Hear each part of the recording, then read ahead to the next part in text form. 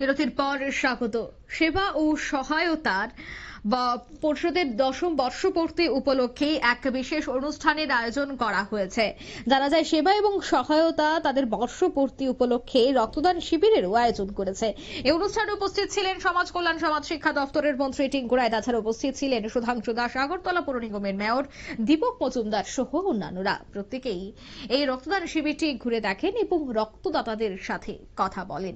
সেবা ও সহায়তা পরিষদ প্রত্যেক সময় বিভিন্ন সামাজিক কর্মসূচি হাতে নিয়ে থাকে। এবছরও বর্ষপূর্তি উপলক্ষে মহতি উদ্যোগ অর্থাৎ রক্তদান শিবিরের আয়োজন করেছে, যেখানে মন্ত্রী সুধাংশু দাস, পৌর নিগমের মেয়র দীপক মজুমদার, মন্ত্রী টিঙ্কু রায় প্রত্যেকেই কিন্তু উপস্থিত ছিলেন। প্রদীপ জ্বালিয়ে অনুষ্ঠানটির সূচনা করেন উপস্থিত প্রধান অতিথিরা। তবে এই অনুষ্ঠান থেকে কি বলছেন মন্ত্রী টিঙ্কু রায় শোনাচ্ছি।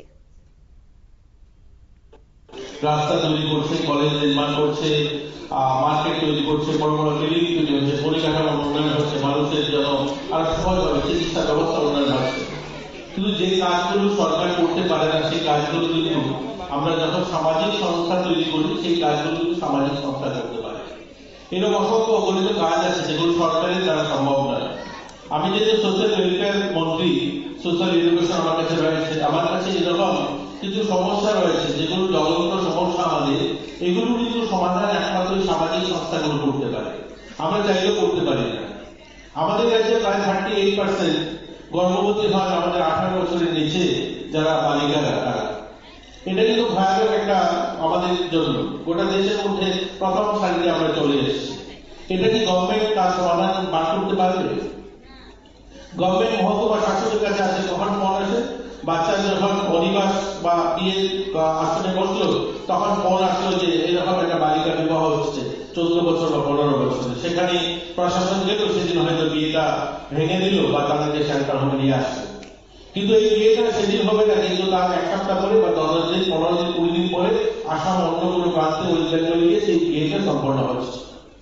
এর কারণে কি হচ্ছে, আমাদের এই এখনই একটা প্রোগ্রাম থেকে আসলাম, বাংলাদেশ প্রোগ্রাম, আমাদের রাজ্যে 70,000-এরও বেশি, ছোট্ট রাজ্য যেখানে 40 লাখ মানুষের বসবাস, এই 40 লাখ মানুষের বসবাসের রাজ্যে প্রায় 70,000 দিব্যাঙ্গ ছেলে মেয়ে ভাই বোন রয়েছে। এটা কি তার একটা আমি বলবো না যে আমি তো আর ডাক্তার নই, কিন্তু এটাও একটা রেজাল্ট যে এই ধরনের কম বয়সে আজকে সরকারি ডাটা অনুযায়ী 38% আমাদের এখানে গর্ভবতী হন 18 বছরের নিচে, যেটা মেডিকেল টার্ম বলে ঠিক নয়, যেটা এদের অপ্রাপ্ত বয়সে তারা গর্ভবতী হচ্ছে। সেটা কি করে সমাধান হবে? আমাদের এই সামাজিক সংস্থা যারা করি, আমরা যারা এনজিও বা অন্যান্য সংগঠন যারা করি, আমাদের সকলে মিলে তার জন্য কাজ করতে হবে। আমার পাশের বাড়ি মেয়েটা যেন 18 বছর আগে বিয়ে না হয়, আমার বোনটা যেন 18 বছর আগে বিয়ে না হয়, বা আমার বাড়ির কাজের মহিলার মেয়েটা যেন বিয়ে না হয়, তারা সরকার কার বাড়ি যাবে? এগুলো আমাদের করতে হবে কাজগুলো। আজ যখন বৃক্ষরোপণের কথা আছে, 1973-তে রাষ্ট্রসভায় সিদ্ধান্ত নিয়েছে গাছ লাগাতে হবে, গাছ বাঁচাতে হবে। আমার কাছে সোশ্যাল ওয়েলফেয়ার দপ্তরের অঙ্গনওয়াড়ি রয়েছে, আমাদের সেন্টার, প্রতি বছরের ক্যালেন্ডার কারিকুলাম গাছ লাগাতে হবে।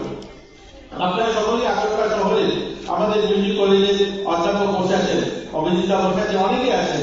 বলুন যদি উমাকান্ত স্কুল হোক, তুলসীবতী হোক, বা বিভিন্ন কলেজ স্কুলগুলো প্রতি বছরই তো ক্যালেন্ডার কারিকুলামে গাছ লাগিয়ে থাকা হয়। তো গাছ লাগালে প্রতি বছর 10টা গাছ লাগালে আজ 50 বছর পার হয়েছে সেই সিদ্ধান্ত মোতাবেক, তাহলে কত গাছ হওয়ার কথা ছিল? কোনো বিল্ডিং করার জায়গা থাকতো না। আজ 10টা করে গাছ লাগালে উমাকান্ত মাঠে 500 গাছ হওয়ার কথা ছিল, 500 গাছ নেই, কারণ গাছ লাগানোর অনুষ্ঠান হয়েছে, গাছ বাঁচানোর অনুষ্ঠান হয়নি। গাছ বাঁচানোর জন্য সংকল্প নিতে হবে, আমাদের এই সামাজিক সংগঠনগুলো এগিয়ে আসতে হবে যে আমরা গাছ বাঁচাবো, গাছ বাঁচানোর জন্য আমরা লড়াই করব। আমরা নেশা মুক্তির কথা বলি, আমরা শুধু সরকারের কাছে বন্দুক চালাতে চাই, সরকার নেশা মুক্তির জন্য প্রশাসন পুলিশ পাঠাবে। আমাদের দায়িত্ব নেই? আমাদের সামাজিক সংস্থাগুলোকে সংকল্প নিতে হবে যে আমরা কেউ নেশা করবো না, আমাদের সংস্থার সদস্যরা নেশা করবে না, আমার পাশের বাড়ি কেউ নেশা করবে না। আজ রক্তদান অনুষ্ঠান অদ্ভুত, খুব ভালো লাগে রক্তদান অনুষ্ঠান। আমরা দেখি যারা রক্তদান। আপনারা শুনলেন মন্ত্রীর বক্তব্য। রক্তদান মহৎ দান এবং রক্তদানের যে কতটা এই মুহূর্তে গুরুত্ব রয়েছে এবং প্রত্যেককে যে এই রক্তদানে এগিয়ে আসতে হবে, সেই আহ্বানই কিন্তু জানিয়েছেন মন্ত্রী। নিয়ে নিচ্ছে ছোট্ট একটি বিজ্ঞাপন বিরতি, সঙ্গে থাকুন।